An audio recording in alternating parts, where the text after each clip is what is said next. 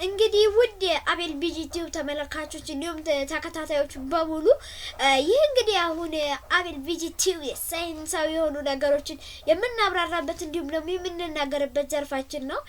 እንዲሁም ደግሞ ስለተለያዩ ነገሮች ስለተለያዩ ብዙ ጊዜ ስለማንጠቅሳቸው ነገሮች ወይም ስለምንጠቅሳቸው ነገሮች የተለያዩ ማብራሪያዎችን እንዲሁም ደግሞ የተለያዩ ፈለጎችን የምናቀርብበት ቲዩባችን ነው ማለት ነው። አሁን እንግዲህ የምናቀርብላችሁ ስለ ማንታ ሬይ ነው። በእርግጥ ማንታ ሬይ ስለሚባለው ነገር ያው ስለማታውቁትም ያው አንዳንድ ነገሮችን እንጨምርላችኋለን። የምታውቁትም ካላችሁ ያው በአብዛኛው ስለማይታወቅ እንዲሁም ደግሞ ስለሱ በጣም ብዙ መረጃዎች ስለማይወጡ ነው እንጂ ያው በቃ ያሳዝርያው ስለሆኑ ነገሮችም አንዳንድ ነገሮችን እላችኋለሁ። ለማንኛውም ግን ላይክ፣ ሼር፣ ሰብስክራይብ የምትሉትን ባትኖች እያንዳንዳቸው እንካቸው እና ቀጥታ ወደ ቪዲዮአችን መግባት ትችላላችሁ ማለት ነው።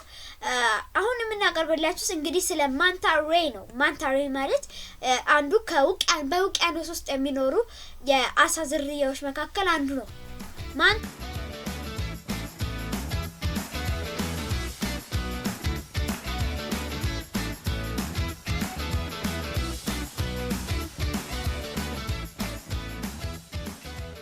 አንዱ ነው።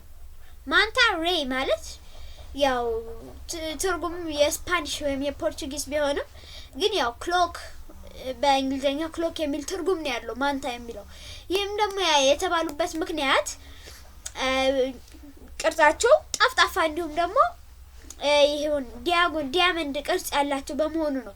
ምክንያቱም ሁለቱን ክንፋቸው እንደ ሾሉ ወይም ደግሞ እንደ ሶስት ማዕዘን ቅርጽ ያላቸው እንዲሁም ደግሞ የሬይ አይነቶች በመሆናቸው ነው እነዚህ ማንታ ሬይ የተባሉት አሳዎች ማለት ነው። እነዚህ ማንታ ሬይ የተባሉት የውሃ በራሪዎች ተብሎ በቃ ይታወቃል። የውሃ በራሪዎች ይሏቸዋል። ምክንያቱም ይህንን ሌሎች የቻሉበት ምክንያት በውሃ ውስጥ ክንፍ ስላላቸው እንግዲህ ክንፋቸው ልክ እንደ ወፎች የተዘረጋ ስለሆነ ይበራሉ። የሚበሩ ነው የሚመስሉ እየዋኙ ነው ግን የመብረር እንቅስቃሴ ያላቸው። ስለዚህ እነዚህ ማንታ ሬዮች የውሃ በራሪዎች ያስባላቸው ምክንያት ይሄ ነው ማለት ነው። ሌላኛው ደግሞ እንደዚህ ሶስት ማዕዘን ቅርጽ ያላቸው ክንፎቻቸው እንዲሁም ደግሞ ቅርጻቸው በቃ በእንትን ላይ የሚንሳፈፍ የሆነ በቃ ዲያመንድ ቅርጽ ያለው ሳይንቲስቶች ይናገራሉ። እንዲሁም ደግሞ ጥሩ የማስተዋል ብቃት አላቸው ወይም ደግሞ the most intelligent fish ይሏቸዋል። ለምንድነው እንደዚህ የሚሉባቸው? ምክንያቱም ራሳቸውን እንዲሁም የሚጠብቁበት መከላከያ ዘዴዎች እንዲሁም ደግሞ ሌሎች ነገሮች አሏቸው። አሁን ለምሳሌ በዛው ከሌሎች አሳዎች ላለመጠቃት እንደነ ሻርክ የመሳሰሉ ትልልቅ እንትኖች ላለመጠቃት ብለው እነሱ ምንድነው የሚያደርጉት? አሸዋ ላይ እንደዚህ ይለጠፋል። የሚለጠፍ ይመስላል። ያኔ በቀላሉ ሊታወቁ አይችሉም። አሸዋ የሚመስሉ ይመስላቸውና ጥላቸው ይሄዳሉ ማለት ነው። ይህ አንዱ ባህሪያቸው ነው።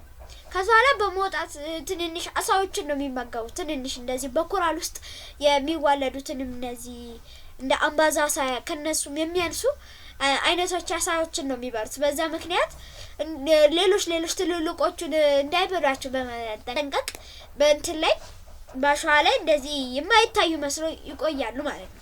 ሌላኛው ደግሞ በጣም የሚገርመው ነገር እነዚህ ማንታ ሬይ የሚባሉት የአሳ ዝርያዎች ቆዳቸው ወይም ደግሞ በቃ የሰውነት ክፍላቸው መንካት አደገኛ እንደሆኑ ሳይንቲስቶች ተናግረዋል። ይህም የሆነበት ምክንያት ልክ በምንነካቸው ጊዜ በእጃችን ይስተላለፍና ባክቴሪያ አለ። ያ እንትን የማጥቂያ የበሽታ መከላከያ እንትናችንን ያጠቃዋል። ያ ማለትም የሚውን ያደርገዋል ማለት ነው። ስለዚህ እንደዛ በሚያደርግበት ጊዜ ለከፍተኛ ችግር እንጋለጣለን። በተለይ ደግሞ ጭራቸው ኋላ የሆነች ጭራ የምትመስል ነገር አለች። እሷ በጣም መርዛማ ከመሆኗ የተነሳ በጣም ጎጂ ስለሚሆኑ እነሱ መጠንቀቅ አለብን። ስለዚህ ማንታ ሬዮች እንደምትመለከቱ አሁን በምስሉ ላይ የምትመለከቱት አይነት ናቸው። ቅርጻቸው፣ ሼፓቸው እንዲሁም የመሳሰሉት ነገሮች ከነዚህ ማንታ ሬዮች ጋር የሚመሳሰሉ ናቸው ማለት ነው። ስለዚህ እነዚህ ማንታ ሬይ የተባሉ የአሳ ዝርያዎች የሚበሩ የሚመስሉ ግን የአሳ ዝርያዎች የሆኑ የማስተዋል ብቃት ወይም ደግሞ the most intelligent የተባሉ እንዲሁም ደግሞ መርዛማ የሆኑ እንትኖች ናቸው። የአሳ ዝርያዎች ናቸው።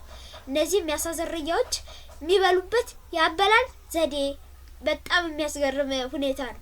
አፋቸውን ለእንደዚህ ይከፍቱትና በቃ እዛ ውስጥ ጥልቅ ነው የሚሉባቸው ከዛ መብላት ነው። በዚህ በቃ በተለያዩ ድርጊታቸው the most intelligent fish ሊባሉ ችለዋል ማለት ነው። ከሌሎች አሳዎች ለይቷቸው the most intelligent fish ሊባሉ ያስቻለባቸው ምክንያት ይሄ ነው ማለት ነው። እነዚህም የአሳ ዝርያዎች በውስጣቸው ባክቴሪያ ስላለባቸው ያው ባክቴሪያቸውም ተላልፎ እኛንም ያጠቃናል። ደግሞ ሌሎች እንትኖች ለማጥቃት እነሱ ወደ እነሱ ሲመጡ ራሱ አንድ የሚጠቀሙት ጭራቸው መርዛማ ስለሆነ ማለትም ቆዳቸው መርዛማ ስለሆነ እነሱን በሚናኩበት ጊዜ እነሱን ይጎዳቸዋል ወይም ደግሞ መርዙ ወደ እነሱ በቀጥታ ይተላለፍና እነሱን ይጎዳቸዋል ማለት ነው። እንዲሁም እነዚህ አሳ ዝርያ ይመስላል ናቸው ግን የአሳ ዝርያ አይመስሉም። እንዲሁም ደግሞ ሌሎች ነገሮች አሉ። ምክንያቱም መርዛማ ናቸው አሳዎች ግን መርዛማ አይደሉም ምናምን ግን እነሱ የእውነትም የአሳ ዝርያዎች እንደሆኑ አንዳንድ ነገሮች ያስመሰከሩበት ነገሮች አሉ። እነሱን ያው ከተለያዩ መረጃዎች መሰብሰብ ትችላላችሁ። እንዲሁም ደግሞ እነዚህ ማንታሬ የተባሉት በስንጥባቸው ነው የሚተነፍሱት። ያው ልክ አሳዎች እንደሚተነፍሱት በስንጥባቸው ወይም ደግሞ እዚህ ጋር መስመር በሆነ ነገር በዛ ነው የሚተነፍሱት። እንዲሁም ደግሞ የሰይጣን ሬይ ዴቪል ሬይ ብለውታል። ለምንድን ነው እንደዚህ ያሉት ብለን ደግሞ ስንመለከት ይህ ማለታቸው አፋቸው አካባቢ ላይ የሆነ ቀንድ መሰል ነገር አለ። የሆነ ቀንድ አይደለም ብቻ እንትናቸው ነው የአካል ክፍላቸው ነው ግን በዛ ስለሚመስል በቃ ጠላት ወይም ደግሞ አስፈሪ እንትን ይሰጣቸዋል ምስል ይሰጣቸዋል። በዛ ምክንያት በዛ አፒራንሳቸው ምክንያት እነዚህ ዴቪል ሬይ ሊባሉ ይችላሉ ብለው ስም ሰጥተዋቸዋል። ያው ይሄን በርግጥ እንደማይጸድቅ ይታወቃል ደግሞም ራሱ አይደለም። ስለዚህ ስለነዚህ ስለማንታሬ ያለኝ የተለያዩ መረጃዎች እነዚህን ይመስሉ ነበር። በዚህ እንሰናበት።